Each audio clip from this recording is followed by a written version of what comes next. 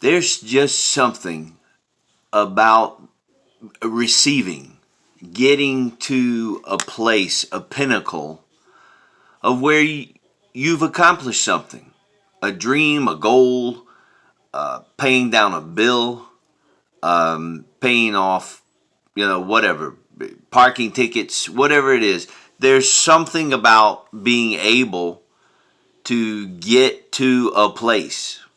A place you promised yourself, a place you promised your kids, a place you, feel you wanted to reach. There's something about being able to get there and accomplishing goals and visions.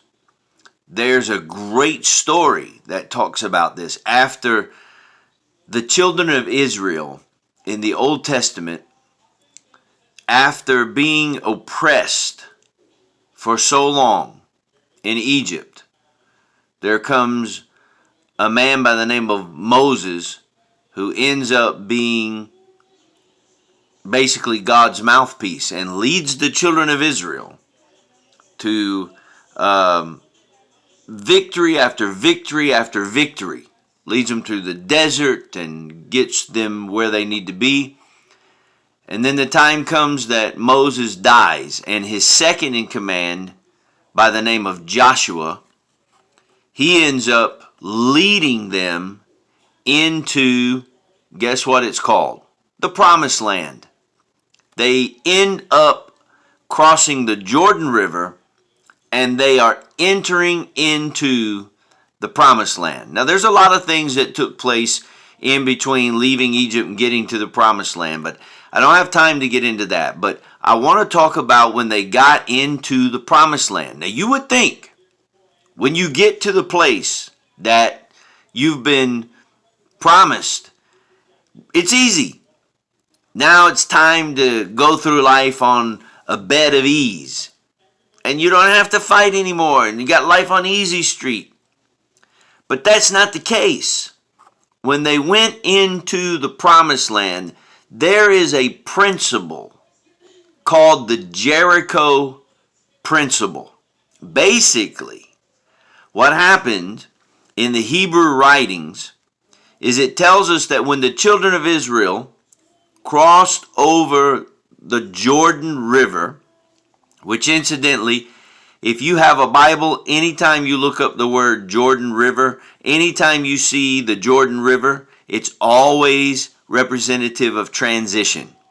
So they cross the Jordan River and they come into the Promised Land. You would think somebody standing there, right? The mayor of the Promised Land, or as the Hebrews tell us, Canaan land is what it was called. That when they got there, somebody was there, the mayor of Canaan land gave them the keys and they were off and everything was great. Not the case. They had to conquer, as the story tells us, they had to basically conquer Jericho. Now here's the deal about Jericho. It was a massive city that was surrounded by walls, a walled up city, and what's interesting about this, the city, the Hebrew writings tell us that the walls were so thick, so large, that chariots, we're talking about full-blown chariots with horses, used to race around the top. So this is a massive place. It's also an imposing place. And by the way, Jericho was a real city because archaeologists have uncovered it and uncovered the pieces of the wall to determine that the Hebrew writing is actually true in regards to this story. So here this city is. But here's the deal. God, who promised the children of Israel you could have the Promised Land, basically said to them, in order for you to enjoy the land, you have to confront the most imposing city there. In other words, if you don't face down Jericho, you will never truly possess the land. And that's the Jericho principle in our life. In our life, there's one opposing major issue. It could be something from your past. It could be an addiction. It could be psychological trauma. It could be PTSD. It could be something that happened in your family. It could be any number of issues. It is blank. Now you fill in the blank. And they never truly would have possessed the city. They never truly would have owned the land that was promised to them had they not taken on Jericho. Now they did, and it's a fantastic story. Fantastic. Basically, they were to march around the walls one time a day for 6 days. And then on the 7th day, they marched around the walls 7 times. And on the 7th time, they blew the trumpet and a miracle happened. The walls came tumbling down.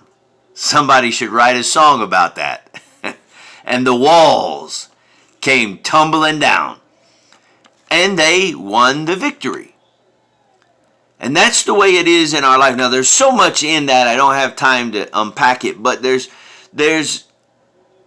so much that's necessary in our life that we truly don't own our life. We truly don't own our victory. We truly don't own our liberty until we take on the most imposing force in our life, until we're willing to take that battle on.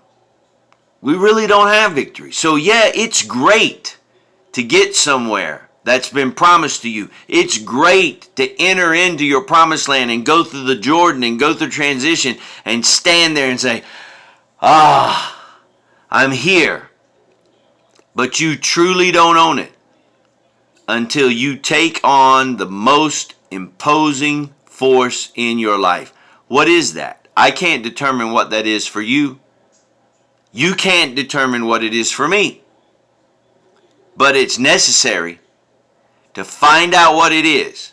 And once we face it, we can start encircling that wall with prayer, with assistance, with plans of how we're going to deal with it.